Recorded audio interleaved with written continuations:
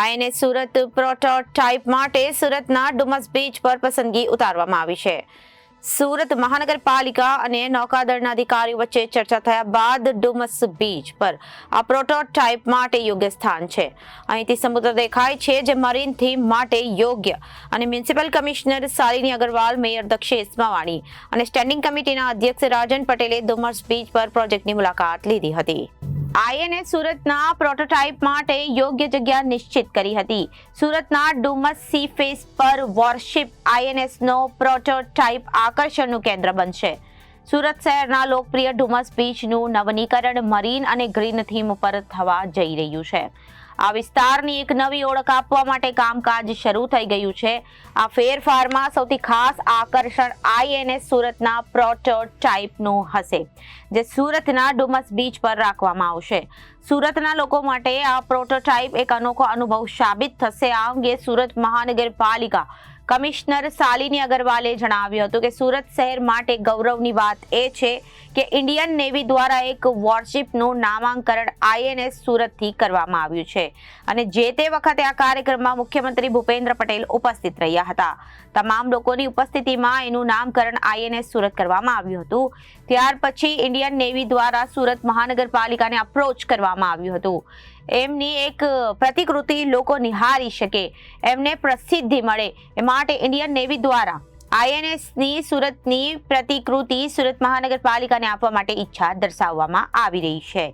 જેથી તેના માટે સુરત ખાતે જે સીફેસનું કામ ચાલે છે તેને રાખવા માટેનું એક આયોજન તેમના તરફથી કરવામાં આવી રહ્યું છે અને આયોજન કરવામાં તેમને આવી રહ્યું છે અને આ આઈએનએસ પણ સુરત માટેનું એક ગૌરવપદ સાબિત થશે. આઈએનએસ પ્રોટોટાઇપ બીચની સુંદરતામાં વધારો કરશે. આઈએનએસ સુરત એક વોરશિપ છે અને પ્રોટોટાઇપ ડુમસ સી ફેસ પર સ્થાપિત કરવામાં આવશે. પ્રોટોટાઇપ બીચની સુંદરતામાં વધારો કરશે અને મરીન થીમના પ્રોજેક્ટનો મુખ્ય આકર્ષણ પર આ જ હશે. નૌકાદળના યુદ્ધ જહાજને આઈએનએસ સુરત નામ આપવામાં આવ્યું છે. આઈએનએસ સુરત 17મી મે 2022ના રોજ મેઝાગોન ખાતે લોન્ચ કરવામાં આવ્યું છે, જેને પ્રોટોટાઇપ હવે સુરતથી ફ્રેશમાં કરવામાં આવશે.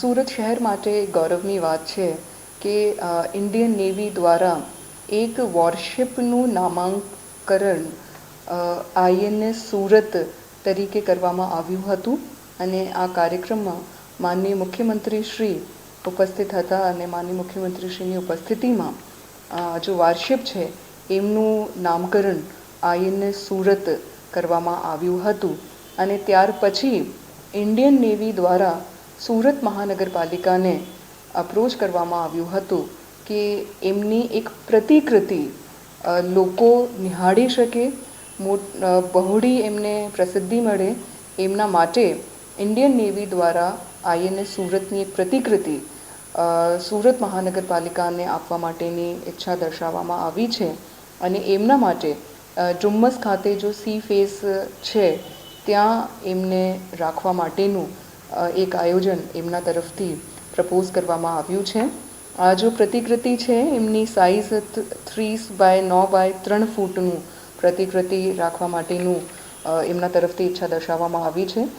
કાલે માનનીય મેયરશ્રી, માનનીય સ્ટેન્ડિંગ કમિટી ચેરમેનશ્રી અને અમારી સંયુક્ત વિઝિટ ત્યાં થઈ છે એટલે આવનાર વખતમાં ઇન્ડિયન નેવી દ્વારા એ જો પ્રતિકૃતિ મૂકવામાં આવનાર છે એમના એક સુરત માટેનું એક ખૂબ જ ગૌરવપ્રદ બાબત થશે.